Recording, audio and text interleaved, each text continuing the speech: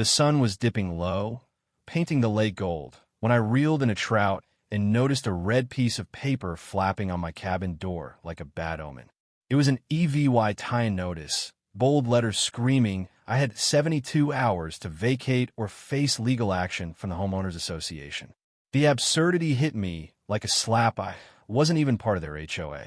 My name, Clara Thompson, was etched into this land long before their fancy subby VY sound sprouted up. I laughed, not because it was funny, but because it was the kind of nonsense that makes you question reality. The signature at the bottom, Margaret Hensley, HOA president, told me this wasn't a mistake. It was a challenge. This cabin wasn't just a house, it was my life.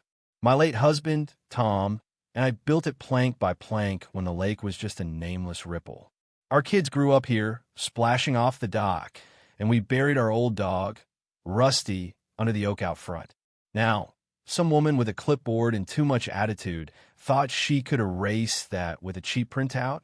I stuffed the notice in my coat and walked to the water's edge. The lake was still, like it was holding its breath, and I remember my grandpa, Henry, saying, "Clara, land only matters when someone else wants it." Back then, I thought he meant developers, not HOA tyrants.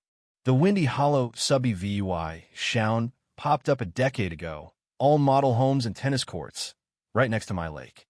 I didn't mind if first they kept their noise to weekends and my dock stayed untouched. But Margaret was different.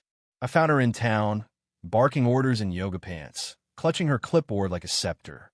Her fake smile cracked when I introduced myself, my voice sharper than intended. She launched into a speech about permits and aesthetics, as if my cabin was an eyesore. I let her ramble, then said, "I've been here since your HOA was just dirt." Her eyes flickered, but she doubled down with threats of fines and liens, even offering to help me find a better place to live. I walked away, her voice chasing me with that 72-hour deadline.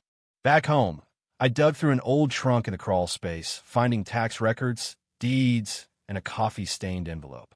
Inside was a land grant from the 1940s, handwritten in elegant cursive, signed by a judge. It confirmed my ownership of the lakefront, including the exact spot where the HOA's clubhouse and parking lot sat. Tom never filed it with the county back then. A handshake and a fence were enough. But Margaret respected neither. I drove 2 towns over to see Frank Delaney, a retired surveyor with eyes cloudy, but a mind sharp as ever. He squinted at the grant, chuckled, and said, "I mapped this lake before they dammed it. That parking lot? It's yours, Clara."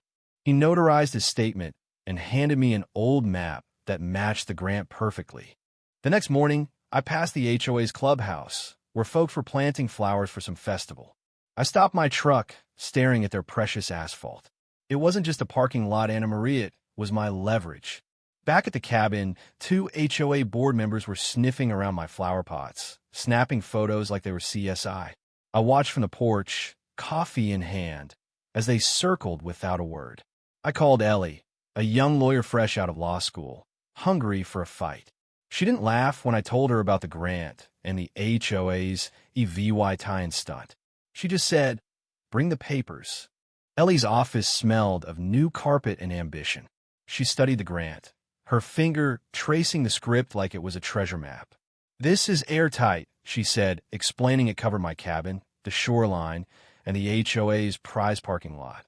With Frank's statement and county maps, we could file a quiet title action to cement my ownership.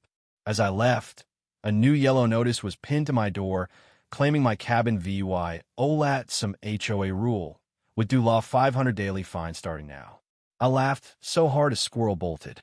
Enforcement DVUI shown? They were playing make-believe. Things escalated fast. The HOA slapped up no trespassing signs along the lake and started fencing my driveway. One morning, I caught a crew in orange vests hammering posts, a sign reading private HOA property leaning nearby. My heart pounded as I stormed out, demanding answers. The workers shrugged, pointing to Margaret, who rolled up in her gleaming SUV. She smiled like a politician, claiming the fence was to protect community property. I told her I had documents pro-VYing otherwise. She smirked, saying the HOA would proceed until a court ruled. That's your last mistake, I said. Her smile wavered, but she strutted off like she'd won. I called Ellie, who was already filing the quiet title action. She told me to stay calm, even when a fence blocked my truck by noon. At the marina, Margaret was on a platform, megaphone in hand, dictating lake access rules. The irony burned. I stepped forward, holding up the grant, and said, "I own this lake." Heads turned. Margaret laughed it off, calling my papers fake, but I saw doubt in the crowd.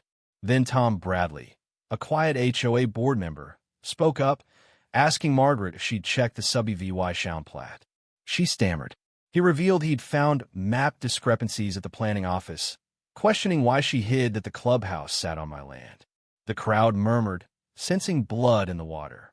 That night, I found a rusted key in an old tackle box, tied to a story Grandpa Henry told about a Lake Dam Valvia's secret switch. Curious, I hiked to the old Sayre VYC station, hidden under VY-ness. The key turned, revealing a 1960s valve system, untouched but functional. I didn't touch it, but the possibility hummed in my mind. If Margaret thought she could bully me with fines, she hadn't met real power. The courtroom was small, all creaky benches and pale wood.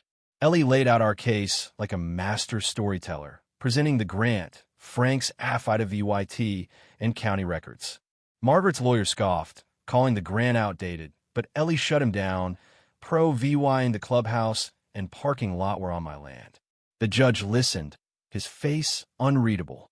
Then Tom Bradley stood, testifying that Margaret ignored warnings about the land records and fudged documents. Margaret's composure cracked. The judge ruled in my favor, granting the quiet title action, ordering the HOA to remove their structures and refund fees. He looked at Margaret and said, "Leadership isn't a license to rewrite boundaries." Margaret resigned the next day, citing health issues. The HOA crumbled, its clubhouse locked, its signs vanishing. The county bulldozed the fences, and neighbors cheered as the gate fell. We formed a cooperative, ensuring fair lake access without greed. They named it Henry's Lake after my grandpa, and I hung a sign by the dock. Community access, welcome by in VY Tataya. The water shimmered, free again, and I sat on my porch with Rusty's successor, Max, knowing I'd fought not just for land, but for legacy. The peace felt hard-won, like the quiet after a storm.